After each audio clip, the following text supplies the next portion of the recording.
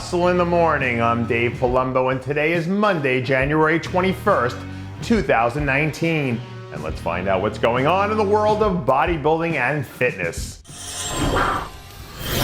When I was a kid, one of my old cross-country coaches sat me down once and said, "Son, you better run this race like it's your last one, because there's no guarantees for any of us that will even wake up tomorrow." So what did I do? I went out and I ran my butt off.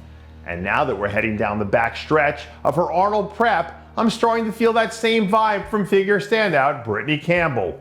With her third consecutive trip to Columbus less than 2 months away now, there's a buzz coming from Campbell's people that makes me think that she's feeling confident about what she's bringing to the table this year. And considering that she was one of the surprises of the show with her 8th place finish last season, I don't think a top 5 placing is out of the question. Sometimes it's weird how success in one thing can almost have a snowball-like effect on all other aspects of your life. But if you don't believe me, go and take a look at what Traveon Daniels is doing right now. Less than 6 months away from winning his pro card at the NPC Nationals, the newest member of the Classic Physique division has been absolutely killing the game lately. Last weekend, Daniels was spotted doing his best Akeem Williams impersonation, doing what turned out to be another leg day massacre.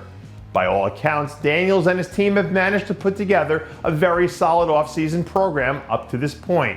So if they can keep the mojo flowing, it'll be interesting to see how he'll stack up with some of these athletes at the next level. If you're one of the 3 remaining people on the planet who haven't heard of the butterfly effect, now would be a good time to whip out your phone and put some of those world-class Google skills to the test, because I think we might be about to witness something similar at the Arnold Classic with 24-year-old rookie sensation Mikhail Volinkin. Unless you're an uber bodybuilding nerd, you probably don't know much about the Uzbekistan native who dominated last year's Arnold Amateur on the way to the overall title. A few days ago, I had a conversation with someone who said, "The kid is raw, but he's got a lot of talent." So if he can just figure out how to direct some of that talent and energy over the next 6 weeks, he can end up being better than advertised on one of the biggest bodybuilding stages in the world. Do you know what my favorite thing about sports is?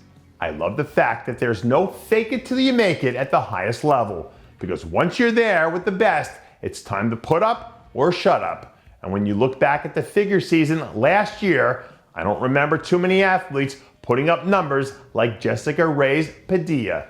In 2018, JRP stepped onto the figure stage a total of 10 times, which is insane in and of itself. But the fact that she kept getting better as the year went on was the most amazing part to me. After a marathon season like that, it's hard to believe that she's already planning to dive back in head first again at one of the biggest shows on the planet, the Arnold Classic. But if there's anyone who's proven she can handle the workload in this division, it's her.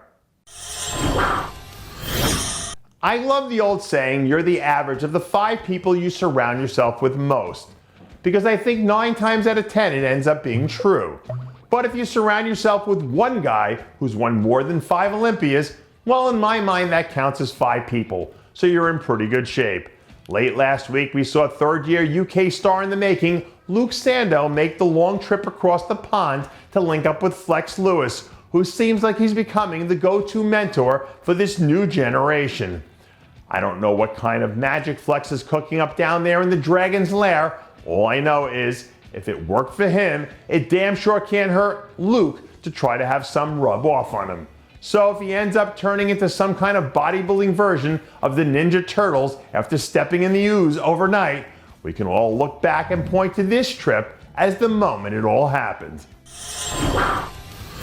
And that does it for yet another edition of Muscle in the Morning.